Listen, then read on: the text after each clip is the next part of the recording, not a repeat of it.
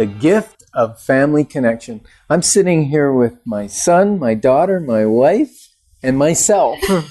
The entire family. The entire family's here. And so if you're thinking of going into business with a spouse or a family member, or you're already in business with a spouse or a family member, this will be a great show for you to listen to, because we're going to get a little raw, a little organic, a little about what it's like to work in business and life together and come out the other side smiling. Most of the time. At least out from behind the walls of our home or office, smiling. And even if you don't work together, even if it's just about living together, just think about some of those hairy days in your own family and how maybe hearing some insights from this family who used to live under the same roof. We don't live under the same roof today, and yet we work under the same roof, or roofs as the case may be. And so we're hopeful and believing that you'll get some insights that will help you in your day-to-day. Especially right now as it's Christmas, you're going to be more with family, so it's an even bigger thing to think about. Yeah, family is very important. I'm Ken Dekker. I'm Yetta Dekker. I'm Ryan Dekker. And I'm Candace St. Louis. Was a Dekker.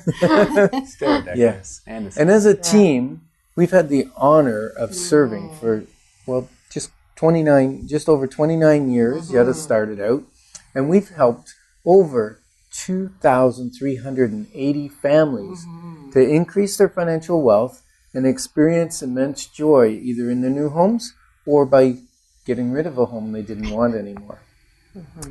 So we have 7 grandchildren. That's pretty exciting. 5 from Candace. Yeah. And 2 from Ryan. We've been married over 36 years. I know. Don't say that with quite so much excitement yet. We've written the book, The Wealth Formula. We have become real estate investors over the years. Even as a family, we've invested in real estate together. And it wasn't always such a rosy picture, was it? No. There was a time in our life where we were broke and broken. It was pre-going to church and finding Christ. It was, our family was a mess. Our parenting was a mess. Ryan says yes. Ryan's because if you're watching and not listening, if you're listening and not watching, what you're missing is all the amazing facial expressions that are bouncing around between the 4 of us, because there was a time where we were truly broken in every area of our lives. And then we saw something. We saw another couple who introduced us for the first time to a new possibility. And it was actually just me at first that started to wonder if they could have that. I wondered if the 4 of us and if Ken and I could have what I saw they have. And in an instant decided it was worth figuring out if we could. That's a cool thought, because you said in an instant.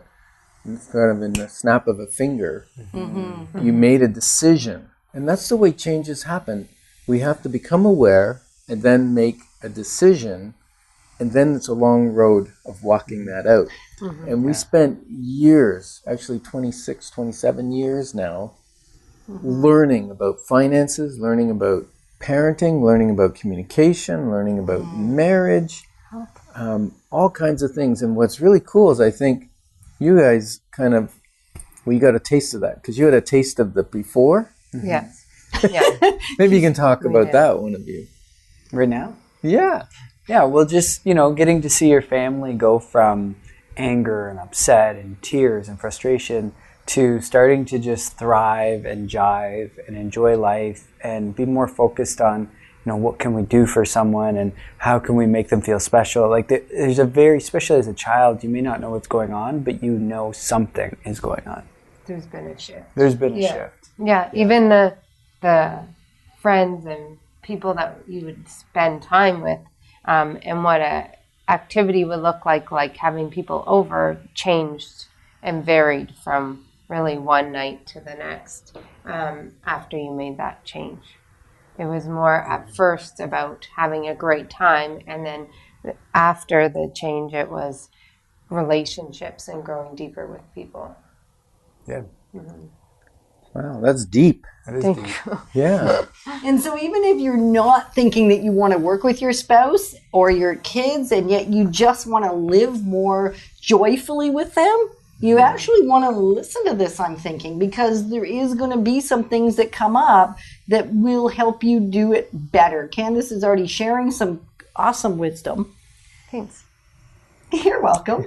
And so is Ryan, just bringing up the different ways of showing up within your home, right? Even the focus. And I'd never really thought about it like that before, Candace. That before it really was about just having a good time, rather than about the depth of relationship and honoring each other and respecting each other and treating each other with dignity. It was more self-focused. Yeah, but it was also more about growth. When we'd get together, we were doing studies, whether it be a Bible study, it was a study on financing, a study on parenting, study on communication. I still remember the one communication book we read, which when you're working with family, communication is one of the key elements, because it's very, very easy for someone to get hurt, either directly or indirectly, get their feelings hurt. And I don't know if you've ever had this issue where you're speaking and someone's interrupting and you're fighting for the floor, so to speak. And that was happening with Yetta and I when we were early in our marriage. Our communication was horrible, and then we would start elevating it, getting louder on top of the other person, and we just get it louder and louder and louder. And what this book suggested was having a piece of flooring, a piece of wood. So we had a piece of parquet flooring, hardwood flooring, and we would actually pass that between each other, in that the person that had the piece of wood could talk. The person that didn't have the piece of wood could only talk to ask a clarifying question or to agree with someone. If you had your own viewpoint, you had to wait till the person finished speaking and would hand you the piece of floor. Well, now you got me thinking. Maybe we should bring back the piece of floor for the four of us when we're having a business meeting. For team meetings. For team meetings. That might be a good idea. Yeah. What's interesting, I'm going to get us off that. What's interesting is the first thing you said was in an instant, this was earlier in the show, that in an instant the change happened. And especially in this stage of my life, I find instant change happens from perspective shift. And the whole part of passing the block slows you down enough to see the other person's perspective instead of sitting just in your own. So you're able to grow and shift as a couple much quicker because you're allowing their perspective to have influence. Right. So they're very tied together, everything we've said so far. Very cool. Yeah. Has that helped you guys, seeing us model communication? Has it helped you in your marriage and your business? And yeah, speaking to I would say I clients? still had to fight through that journey with my spouse because there's different emotional energies when you're dealing with your spouse than with your parents. So I had to relearn a lot of those skills in that environment.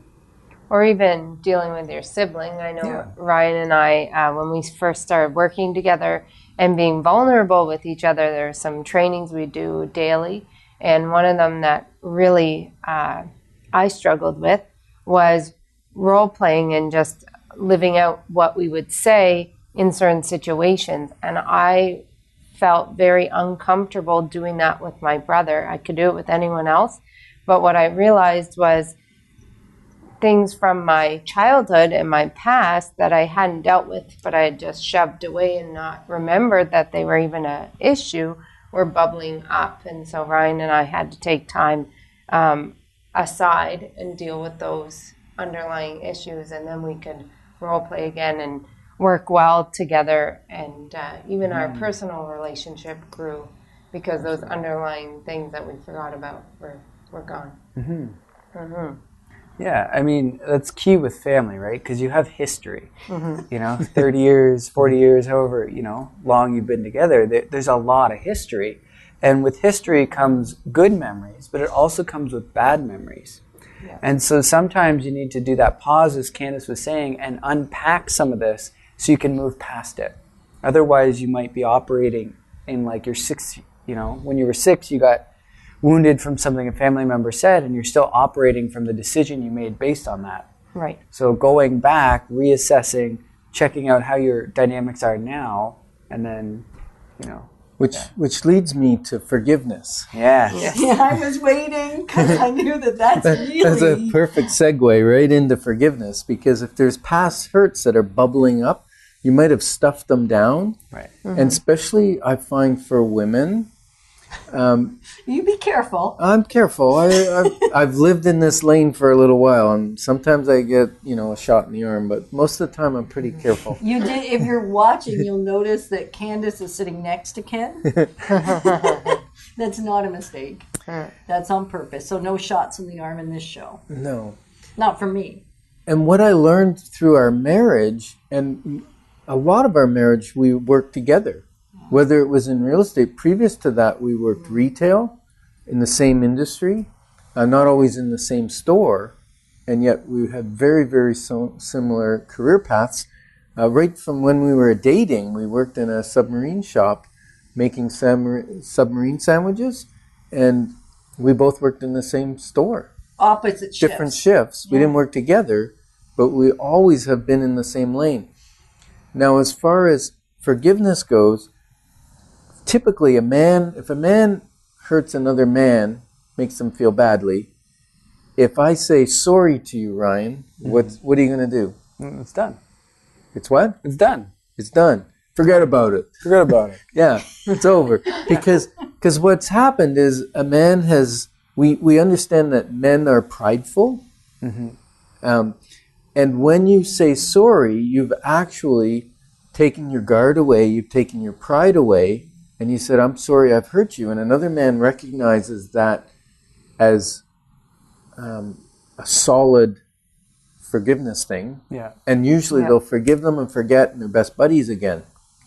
Now with women... And can we say generally? Generally, yes. Generally, these are true. Yeah, not always. Not always. Because I think it's when we're having this conversation, we're talking as though it's always the case sometimes, and that's how maybe the listening is, and we don't want you to stop listening because it sounds like we're always doing a certain thing. These are just generalities. Yes. Yeah. And generally with you, Yetta, Yes. if I do something that has offended and then I say sorry, what I found was historically you would bring that back up. If we were having another disagreement, it became, well, 6 months ago you did this, or you always do that, or you've historically, and I used to say you get historical, not hysterical, but historical. And that was, we learned because my saying sorry, was it enough? No. Is it enough, Candace? No. Okay, so what do you need more than a sorry? We need what the sorry is for, because there could be many things and you want clarity of what actually the person is sorry for. Okay, so first step is to say you're sorry and what you're sorry for. Yep. Okay, second step, Yetta? Oh, I thought Candace would do all these. I She's don't very know. good at this. She might not have all 5 steps. I don't 'cause have I all believe 5 there's 5 steps to total forgiveness. Well, the very first is prepare your heart, right? Is like get Yes. right first, because there's no point in you coming to me to say sorry or me coming to Candace to say sorry. in I anger, know- like a sorry. Yeah, one of those. Those don't go so far. Yeah. They So- work for a 3-year-old, but after that, Yeah, they don't work, right? they don't work anymore. No, they don't. So the very first thing is prepare your heart, and then you're right, Candace. Then it's be specific. What are you sorry for? And then this is a risky one. Third step is very risky. Very risky, because now you're going to share how you believe it made the other person feel. Yes. And many times I've been wrong. And yet there's an element of acceptance because I'm attempting to get into your heart, get into your, we call it your puddle, your emotional puddle, right? And so by talking about what it really felt like for you, and then asking, am I right, or how close am I, how did it really make you feel, gives you a chance to verb verbiage back. Verbiage, that's a horrible word, but Well, you're creative. I'm creative. I'm a creative speaker, speller. Yeah. And then after that's been done, then it's to state future intention. Because if it's just going to go back to being, then maybe you'll still forgive, except it doesn't really move us forward. So the idea in this total forgiveness process is actually let's move us forward. Whether it's mother-daughter on the team, whether it's son, that's who you are, son, father, or son, mother, or son, sister, like sister, that brother, whole sister, brother. The whole dynamic is really the same. So although we're giving an example a little bit from marriage, it's true in the day-to-day workplace. And the future intention simply gives you a tool, a way of handling. If this thing comes up again, this is a different way of reacting or behaving, which hopefully you'll choose that route, and it will give you a different outcome. And then lastly, this is the secret sauce. This is the piece de resistance. And that is, goodness. have I built it up enough? You have. I think you've done fine. That's simply to ask for forgiveness. And hopefully after the first... So what does that look like? Because some people, this is foreign. Okay, so after the first 4 steps, hopefully the person that you've hurt is now in a place where they are understanding, they feel heard and listened to, they feel cared for. And when you say, will you please forgive me? Now, if they say yes, then it should be gone and it won't be brought up again. It won't become historical facts because it's resolved. Because there's closure. Yes. Yeah. And if they say no, then really it's on their heart and God to work on that. And if that takes, sometimes it might take an afternoon or something for them to come back and say, yes, I forgive you. And usually this process isn't a 30-second process because you got to go away and prepare your heart first. So you come back with no, well, I'm in the right. It's 100% I was in the wrong. And then ask for forgiveness for what you did. The other person needs to ask for forgiveness as well. That's separate. And something I struggled with this because I'm like, I'm not always in the wrong, but I did hurt them. So even though I'm not in the wrong per se, it still didn't work for this relationship. It still wasn't okay. So I can apologize for how it made them feel. I can apologize for how my actions affected them. Because it's not always like bad you. Yes. You also have to think the best of the person. Yeah. In a relationship, in a family, you're not generally enemies and out to hurt somebody. Right. You're just trying to live together, and in doing that, sometimes you can hurt someone. But we got to think the best of the other person and figure out a solution. Yeah, I think that happens on sports teams too, where you see a sports team and they just gel. And although they might not have the highest skilled players, as a team, they'll defeat other teams that are made up of high-skilled team players that maybe have some unforgiveness or some rift in them where, they say it's not going so well in the locker room and it shows on the field. And I think that's a big point. It's going well in our locker room. And if it doesn't go well, then we have the skills, the communication skills to sit and talk about it until it is going well. So when we come out of the locker room, so to speak, and meet a client, they're getting our best. Yeah. And when we come out, even if we've had a challenging conversation, which still happens even after all these years of working together, it's been 10 years as a family and a lot longer with Ken and I, we still sometimes agree to disagree. Yep. And yet when we come out of that conversation, then we're going to be united. There's a united front. And that, whether you're working together or whether you're just a family, because it really is that much more complicated to work together. It's not for the faint of heart. Yeah. Well, what I like about this example we just talked about with the sports is if you're contemplating, should I work with my family? You also need to be contemplating, contemplating, do I want to practice with my family? Because business isn't just about doing the work, it's about getting ready to do the work so you can do it at a high level of excellence. At least that's how we operate. And so you really got to ask yourself, do I want to play with my family? Do I want to, do the game? But also, do I want to practice with my family to be able to master the game? That's deep. That was doing good, brilliant. We're getting there. Wow, you're smart. Are you my son today? Yeah.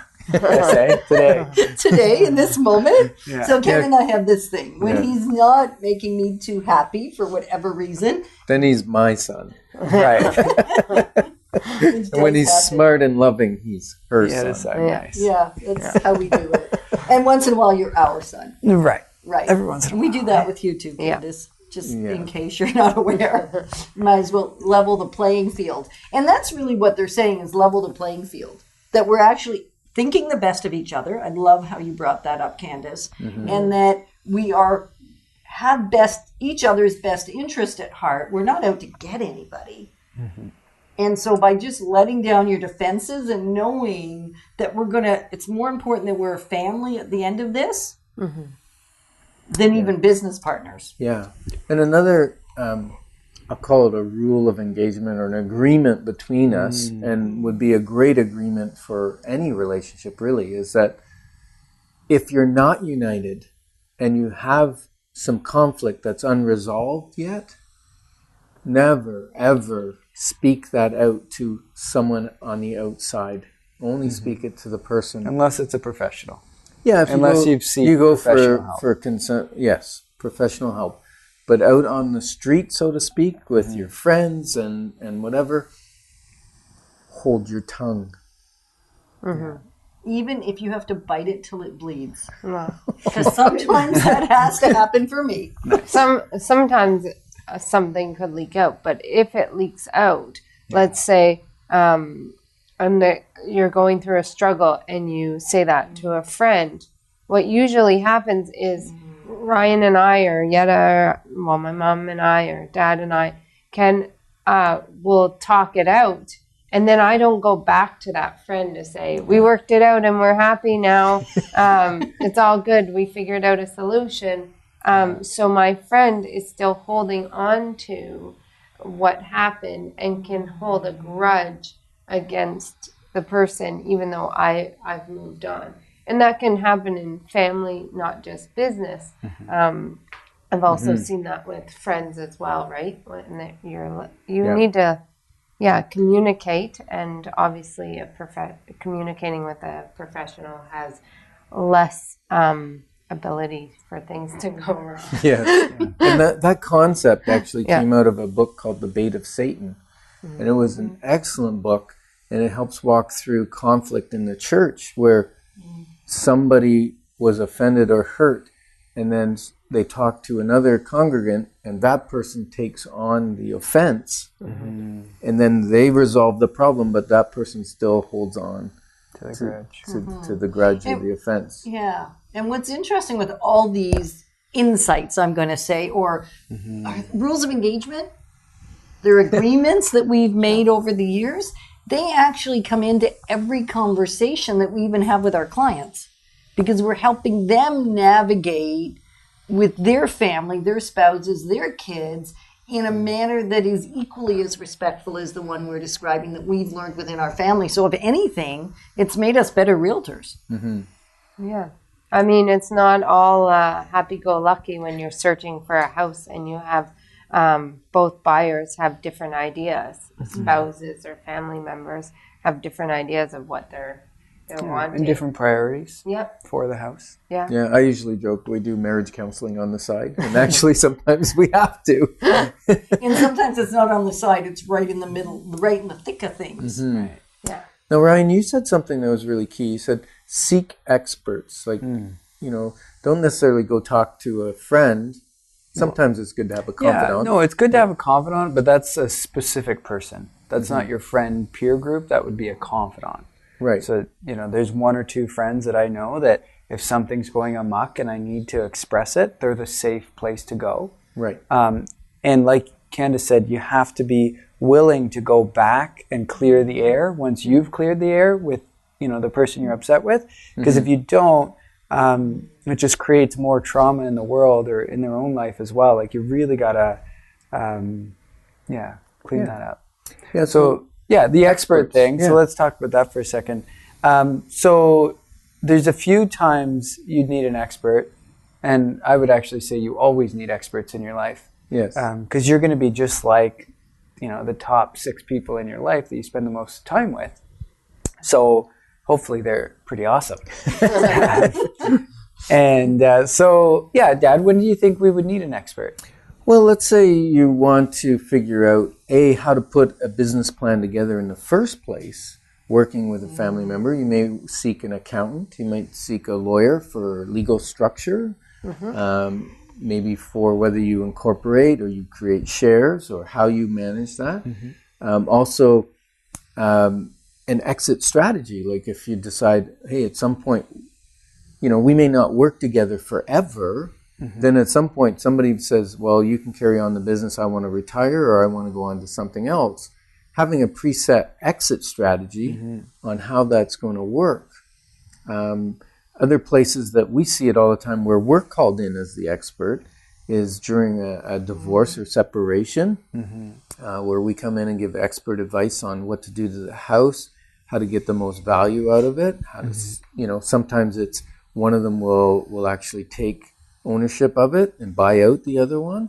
Sometimes it's sell it and they both go their separate ways and buy properties or rent. And estate sales, another place where a real estate agent can bring expert advice to the situation. Because generally in an estate sale, you may have family members that have to agree on who and how much and what to do to the property to get it ready to market. There's all kinds of factors that fall in there. Yeah. And what's interesting about experts is they're usually pretty narrow in what they're experts at. And so we bring other experts along with us for the full package. So when someone comes to me for an estate sale, it's me. It's also the lawyer. It's also, maybe someone who's going to junk out the house because it's full of, whatever. So we bring other experts along. The accountant. Including the family team. And that would be one of the advantages, which we haven't talked at all about. Just working together lets you have a common goal and a common belief and a common value. Yeah.